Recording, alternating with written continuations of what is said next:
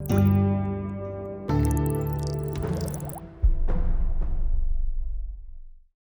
everyone. Welcome to Short Films of the Ainu Filmmakers Conversation.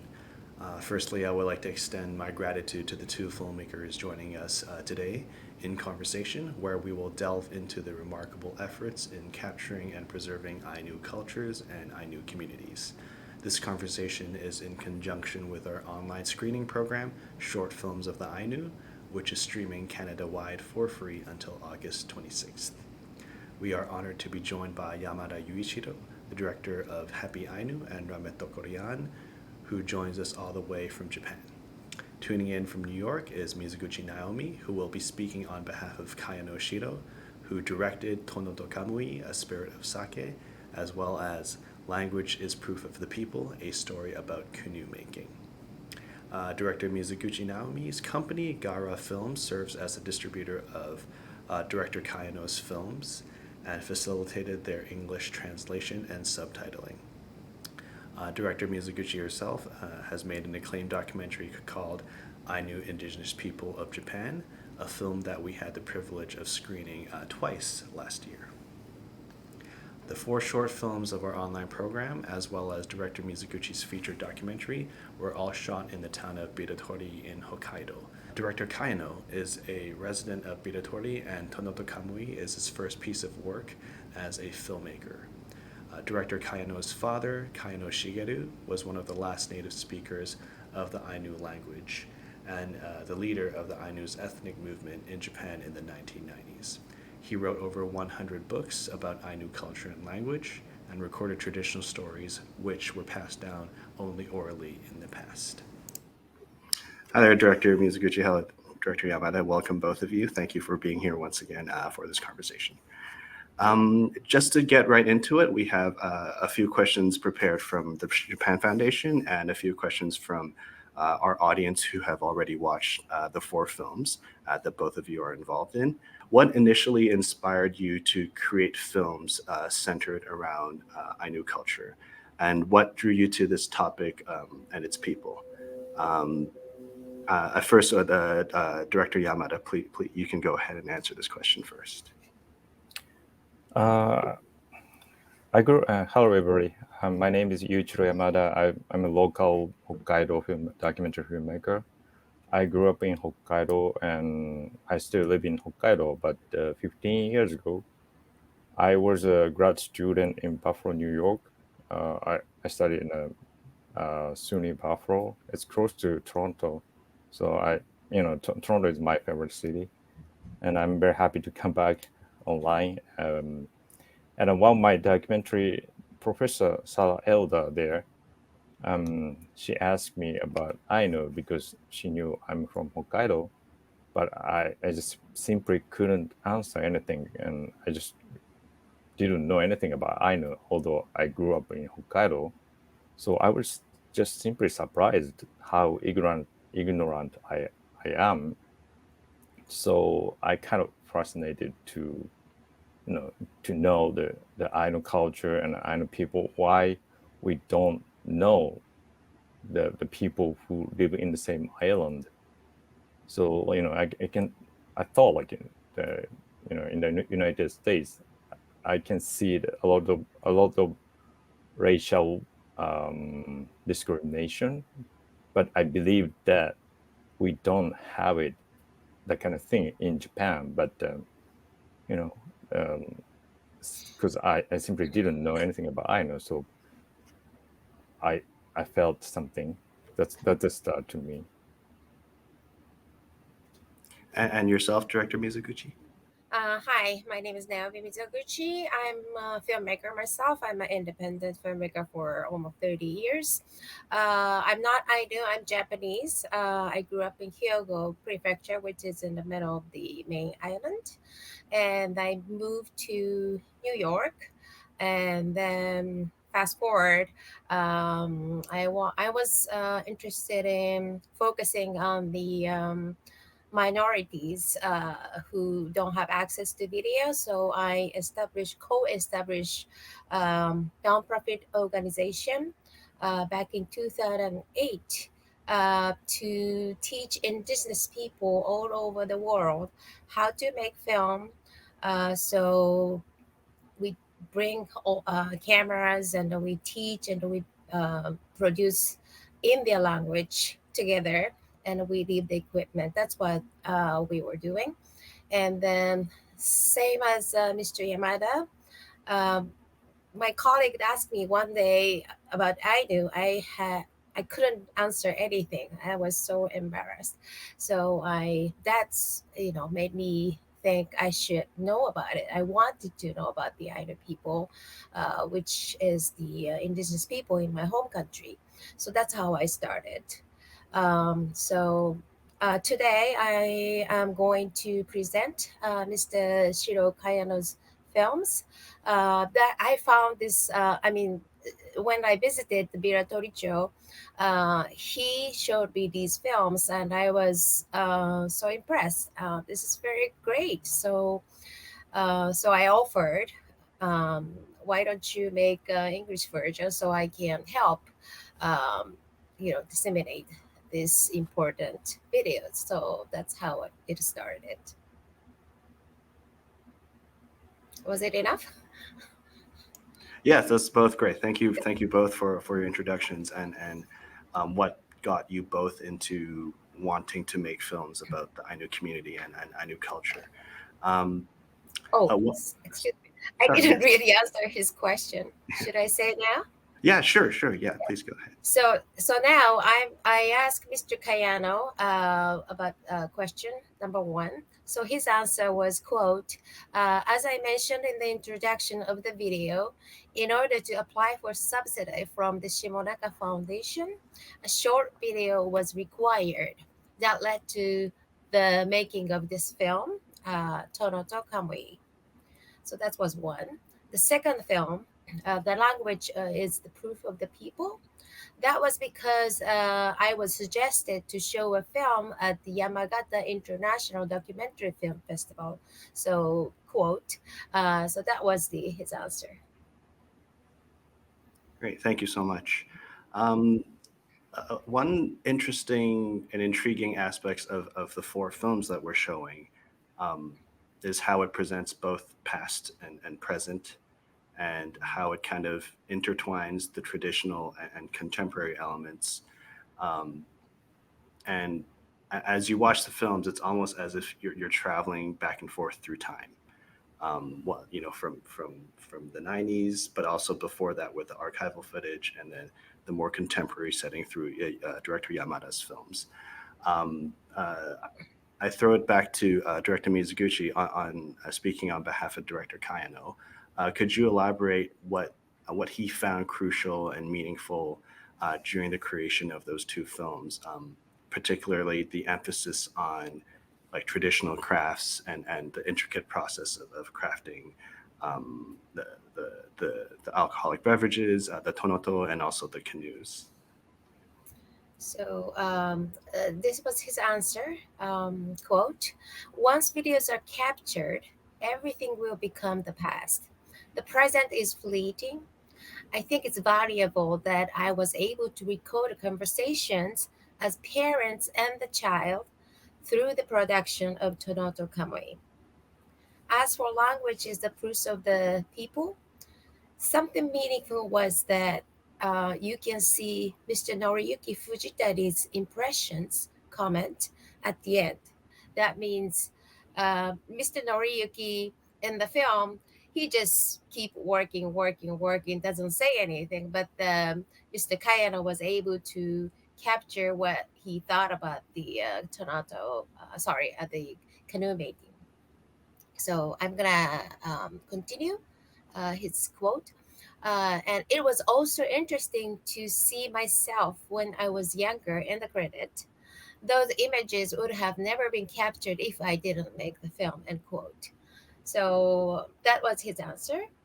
But I want to add one things from my point of view. I believe he said that to me 10 years ago when I asked about this film. So I barely believe, but I barely remember. But he says Mr. Shigeru is known as recording and capturing lots of stories from the elders and Ainu language as a native speakers, so that they use these recordings as their text to learn Ainu language right now.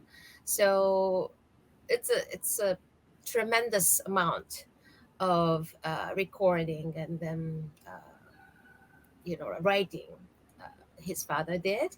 So I believe he saw his father so as a child. So he probably, I don't know, I think he probably maybe didn't think about how important it is to capture. So I think it was very natural to him to capture what his father is doing. So I think that's inspired him very naturally to make film. Yeah, thank you for elaborating on that and speaking on behalf of Director Kayano. And I think you can see in his films that he captures it without being invasive, and it's very comfortable the way he captures it. In contrast, Director Yamada, this question's for you. In contrast, could you share your thoughts and insights into what you found significant and meaningful when you chose to focus your two films on preserving Ainu language and identity, especially in for today in the modern context?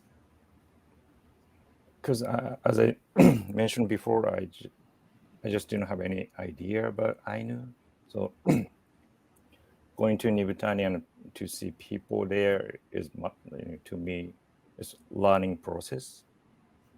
So I'm a one-man band documentary filmmaker. I do everything by myself. So I can't do something like news production and documentary production.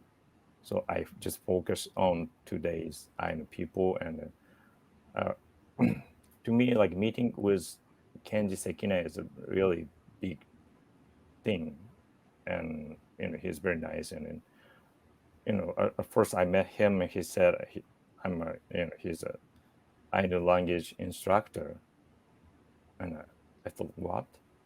The Ainu language was endangered, and then how come he can be a Ainu in Ainu language instructor? Because I'm in the local, like, small town, and I'm a documentary filmmaker. I call myself documentary filmmaker, and I have luckily enough, and I'm still make short documentary films. But I understand it's very weird to say I'm a documentary filmmaker in a small town, but he said I'm a language instructor. So I got very interested in him, and I didn't know he was not Ainu. He's from Hyogo, as Naomi-san. So he was not even people from Hokkaido. So how come he can do that? And that's a start. And as I said, like I'm very interested in what I can do and what I can contribute to today's society. So that's why I focus on today's Ainu and Kenji-san. Yeah, thank you for that. Just to add on top of that with a follow-up question, both of your films they focus on preserving Ainu language, but one is a bit more focused on Kenji-san, and then one is a bit more focused on Maya-san, who is Kenji's daughter. Can you speak about what made you choose to kind of make separate films? Well, one focused on Kenji-san and one focused more on Maya-san and her reaction and relationship to her father. First, I made rametokkor first. I made it in 2019. Actually, I met Kenji-san in 2014. and I didn't have a chance to make short documentary on him. But I got a chance from Yahoo Japan, and they support me to make some short documentary. So I chose Kenji-san. I asked Kenji-san, and during my interview to Maki-san is Kenji's wife, and I asked about Kenji-san, but she talked about Maya's their daughter, and at the time she went to the good university, Keio University, which is one of the top university in Japan. So I thought, and Maya also started doing, playing the important role as a young Ainu generation. She answered some interviews on the newspapers, and she was on the studying, showing the media. So I thought like they are really good family. But on the interview, I didn't ask Maki, but she talked about like how difficult their family was, like 2 years ago, 3 years ago, and I was kind of crying. It's very interesting to say that, but I didn't ask, but she told me, and I thought it's going to be interesting story. And so right after I made a rametokkor, they loved rametokkor because it's kind of funny and a very positive. How do you say? Very positive story. So Maki came to me, and you can make Maya's documentary next. I didn't ask, but they said that, and I loved her idea. So I, made Happy Ainu later. Yeah, thank you so much, and I'm glad that Maki-san asked you to make the second one, because I think they both go well, very compatibly. I think it's almost like a 1-2 piece. Like I think they go together very, very well, and I'm glad that our audiences can watch them together. I was so surprised to see and to talk to people from Nibutani because from my the idea with knowing people, Ainu people has a long discriminated history. So every news has negative information. And Ainu people get angry about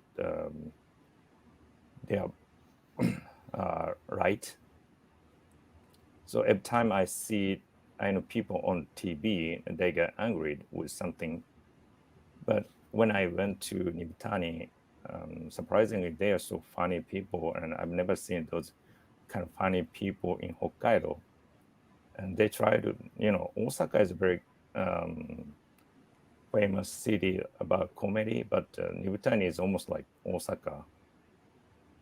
So every time, like people try to make you laugh and say something funny all the time. So that's a very different reality from compared with the just imaginary Ainu people. Maybe because people in Ainu, not Ainu, but people in Nibutani is majority, like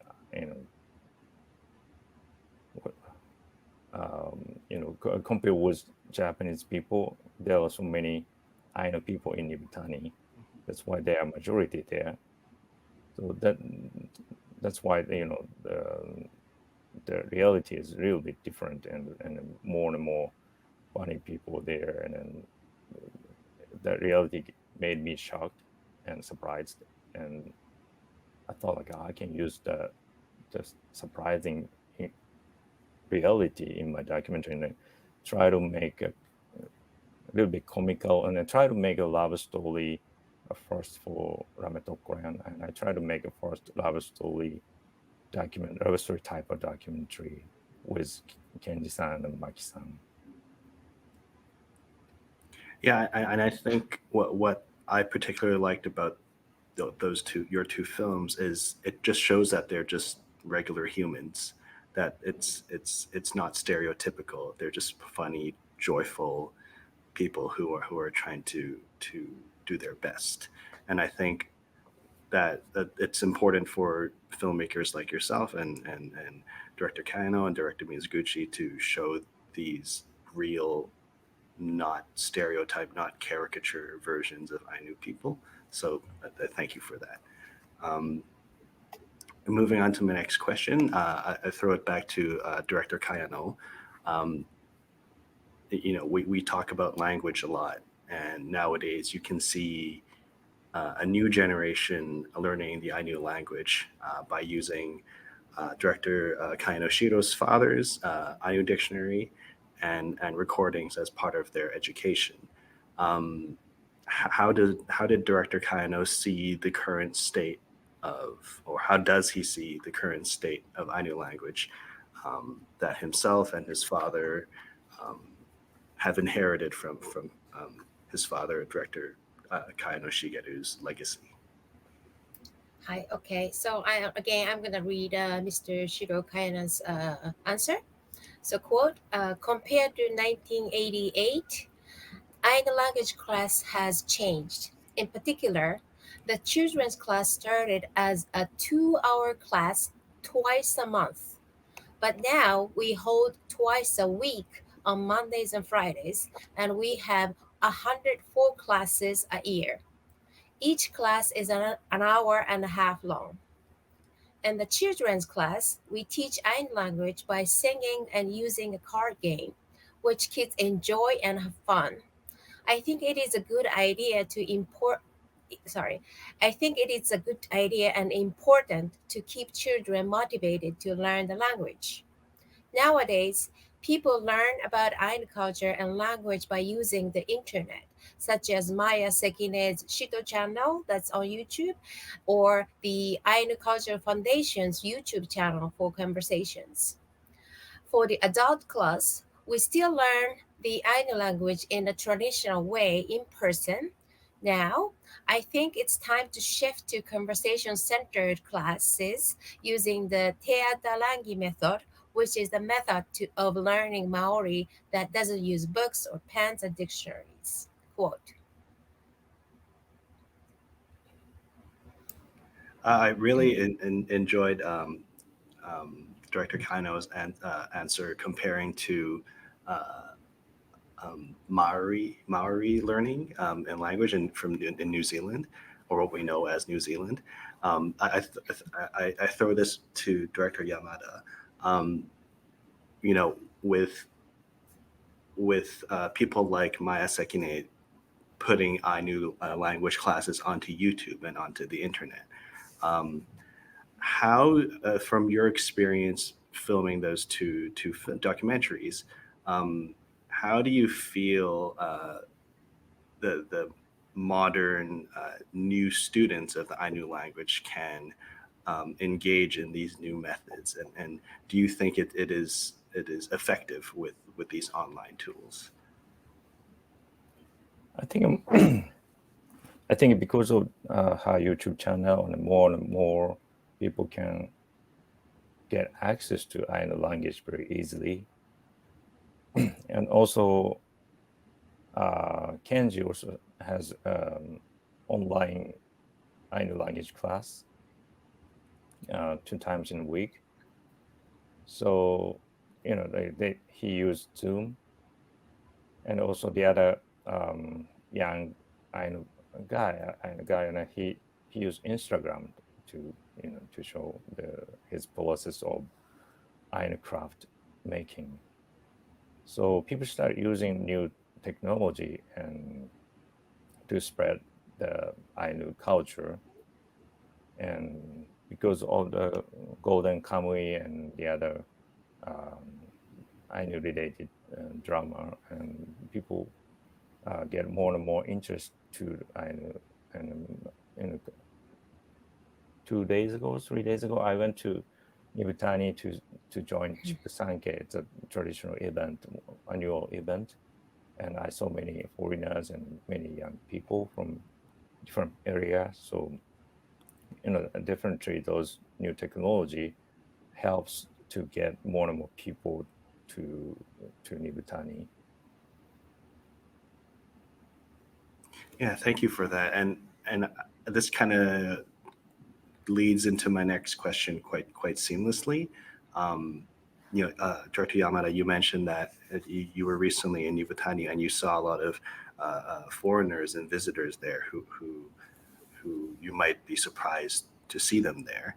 Um, and my question is, since we are presenting these films and also this talk across Canada, um, what message or understanding do you think Canadians can take away from watching Yamada-san, your work, and also Director Kayano Shiro's work, and also yourself, Director Mizoguchi, your work as well? Um, yeah, maybe Director Mizoguchi, you can go first for this one. So thank you for your questions. So again, I'm gonna present Mr. Kayano's answer. Quote, I wish people to enjoy the diverse cultures of the world. People describe Canada as a mosaic of races, so I believe Canadians know the importance of cultural diversity. End quote. And yourself, Director Yamada?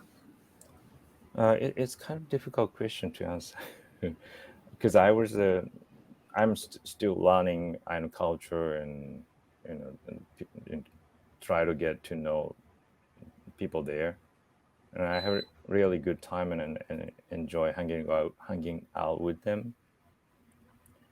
But generally speaking, I really appreciate what Kenji has done for years because his contribution to the Ainu language and Ainu society is really huge. So I just want to present his journey and an activity, and because even in Hokkaido, people really don't know what he does, and his how big his contribution is. So we need to evaluate his long journey to, and in the I think we need to know what he does and what people who are not famous try to do and with his life. So that's the thing, and I just want to enjoy watching him, and I hope people in Canada enjoy what he does. Thank you for that. And I would just want to add one follow-up question with that. Yamada-san, you mentioned that the reach of Ainu education and culture has because with online tools and social media, the reach has expanded. And then you also mentioned Golden Kamui, who's became such a worldwide popular anime. This question is for both of you. Um, what do you think the impact is with these new modern tools and also mainstream popular media such as anime and manga um, focusing their stories about Ainu culture and Ainu history with Ainu characters? How do you feel about the impact of these kind of new modern digital um, tools and formats and platforms for people to access Ainu culture and Ainu language and Ainu stories? Okay, so from my point of view, this like mega hit of the Golden Kamuy is amazing. Like when I go to a bookstore in New York and I see Golden Kamuy like 1 to like 30 or something in English, and then people get to know about Ainu. Oh, it's cool, and the pattern and everything. That's really good. And having internet is very good. Like when I started this work about indigenous people, including South America, Nepal. That time it was very hard to access internet, or there's no cell phone, I mean smartphone. But nowadays, everybody uses smartphone and everybody uses YouTube. Even from the Amazon or on top of the mountains, so they can express what they want, express who they are by themselves. That was kind of the goal. What I we wanted when we started the nonprofit organization. Now we don't have to do anything, so that's great. And in terms of the Ainu culture, related to the comics, uh, it's good to start with this comics, but I want people to know more about the real people, living people in Hokkaido. And so I think the documentaries, what Mr. Yamada made, and then Mr.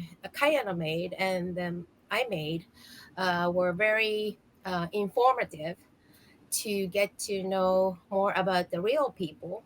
It's not everything, but we can't cover everything. But by I want people to get more interested in watching the real people. Thank you for that. And Yamada-san? I think I just see them as my neighbors. So everything is very similar to us, to me. And people use Zoom here, and people use iPhone, and YouTube, or whatever we use, and Kenji-san and Maya-san use as well. So what I want to say is, like, before I went to Nibutani, I felt the same way. What do they eat? Where do they live? But the answer is, we live what you eat, and we eat what you eat. We live in a regular house, as in Japan. So they're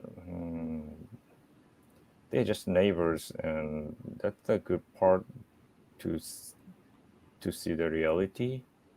We tend to see them as different people, but maybe they are from different, I don't know what to say. But just simply, we just live in the same island, and maybe we support the same Hokkaido Nippon Hamu Fighters, the baseball team in Hokkaido. We see the same TV, read same newspapers, and so. But then the technology helps the younger generation a lot, and to spread Ainu culture and to learn Ainu language and culture and custom. Great, thank you. So we have a few from the audience. The first question from the audience is, two of the films made by Kayano-san were made in the 1990s, and probably brings rise to many memories of his own family and community. If Kayano-san were to make 3 new short films today, what would he want them to be about, or what would he want them to be focused on? Okay, here is Mr. Kayano's answer. Okay, sorry. So, quote, like Mr. Yamada made his documentaries, I'd like to make a documentary that focuses on one family, but it might not be so easy to actually start it, end quote. He's a busy guy. And I think that's a very good compliment for Director Yamada. A similar question to Yamada-san. Do you have any ideas or plans to make future films about the Ainu culture and Ainu people? And if you do, what types of topics would you want to focus on?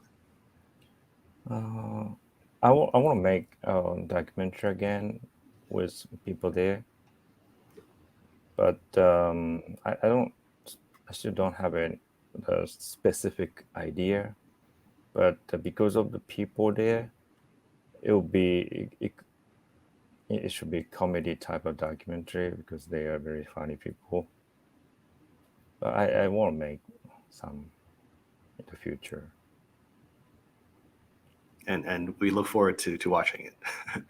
And the next audience question is a bit of a longer one, but this audience member asks, this year the UN General Assembly declared the years 2022 to 2032 as the International Decade for Indigenous Languages.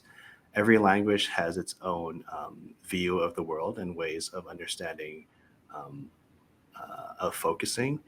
So the film highlighting the Sekine family is spot on. The Kayano family has been and still is an important part of the Ainu language learning. So, what could the director of the film or others do to further raise awareness about revitalizing the Ainu language, and also show the variation of Ainu language in different communities? So I guess the main question here is what what can not just filmmakers but others do to raise awareness about revitalizing and also preserving the Ainu language? Can I say Mr. Kayano's answer? For sure, yes. Okay, so I got a interesting answer from Mr. Kayano. Quote, I think the Ainu language should become a public language in Japan. When that happens, the Ainu language will be quickly revitalized. End quote. And by public language, does he mean just spoken every day or part of everyday Yeah, speech? I think so. Yeah. Okay. And Director Yamada? Kenji-san said the same thing too, and he tried to Ainu language. He tried to make the Ainu language public language in Hokkaido at least. And but from my opinion, and I think we just need to do whatever we can do. And Kenji-san, no one asked him to be a Ainu language instructor, but he does. So, and I make a documentary on Kenji-san and make a documentary on Ainu language, but no one asked me to make it. But I did because I thought it's enjoyable, and it's gonna be the good for the community and society. So we can just find something we can do, and if it's enjoyable, it's gonna be much better. So, yep. And I think with what you just said, I think yourself as well as Kenji-san, you both almost stumbled upon um, wanting to, for you making films about the Ainu, and then with Kenji-san is, he stumbled upon this town and then he made his life there. He's not ethnically Ainu, but he chose to do this, and I think Yeah. the passion from yourself and the Sekine family, the Kayano family, and also Mizoguchi-san, I feel like it just people like you, the passion, you just have to do it. I think the passion becomes action, and I think that the results is what we see today with the 4 short films that we're showing across Canada, and as well as this conversation we're having right here. Um, with that effect, I think I can close out the interview with one final audience question. You might have touched upon this before, but feel free to answer again. This is for both of you. Um, Lastly, do you all plan to continue making films that spotlight Ainu culture and its people? What's next for Kayano-san, and what's next for Yamada-san yourself, and what's next for Mizoguchi-san as well? So I'm going to present Mr. Kayano's answer. Quote, I'm very interested in broadcasting by using the internet. YouTube has plenty of potential, but what I want is the independent cable TV. In order to do that, we have a lot to do, including making pre-recorded videos, copyright should be cleared. I'd like to more forward. I'm sorry. I'd like to move forward by gathering people's ideas. End quote. And Yamada-san? Mm, yeah, I'm very interested in making new documentary. I'm gonna go to Nibutani tomorrow morning too to film, but I still don't have a specific idea. But I'm really appreciate that, and I got good opportunity from Japan Foundation today, and I believe that two of my documentaries are very funny to the foreign people, and you know, the Sekine family is a very funny family. So I believe that somebody in the world get interested in two of my documentaries, and it happened today. So I hope somebody in Canada, like some university or something, I don't really know, but get some interest and try to show the people who study First Nation study or something like that, and that kind of thing. It is going to be the really great thing to me, and also like Kenji can speak English too, and he also can talk some his experience to people in Canada. So if it happen, I'm really happy. Thank you both so much. Director Mizoguchi, would you want to answer based off yourself about what's next for you, maybe? Uh, I don't know yet, but I like to focus on something not so many people have attention to it. Maybe something's forgotten or something like I did before. I want to focus on something. I want to work with people who don't have access with media, and I like the collaboration. So as a filmmaker, I still need to. I don't know. It's kind of spontaneous. When I get passion, oh, I should make this film. I'll make it. So I just don't know what. Okay, sounds good. Thank you. I think the boundary between fiction and nonfiction becomes more and more ambiguous, and I'm love to see a lot of different type of media about Ainu, and it's very weird that we don't have Ainu mystery novel and Ainu horror movies and Ainu love story or something like that, and it's very usual, like very common, usual to see those kind of different type of media in today's society, but Ainu doesn't have it, so I thought it's very weird.